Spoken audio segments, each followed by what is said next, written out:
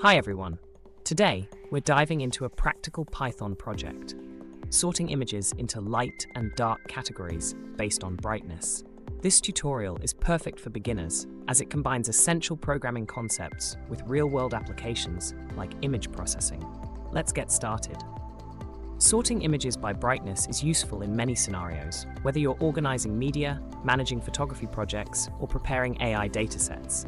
By the end of this tutorial, you'll know how to calculate image brightness and automate file organization using Python libraries like os, shutil, and pillow.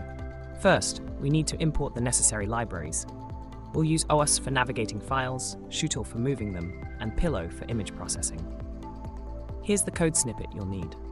Next, define your source and destination folders. Make sure to replace the paths with those on your system. Use os.makeDoes to create folders if they don't already exist. Now, let's calculate the average brightness of the images. Convert each image to grayscale and analyze its histogram. The brightness is determined by weighting pixel intensities by their frequency. With the brightness calculated, iterate through the images in your source folder. Use os.listDar to access files, filter image types, and shutil.move to organize them into the appropriate folder. Run the function to process the images.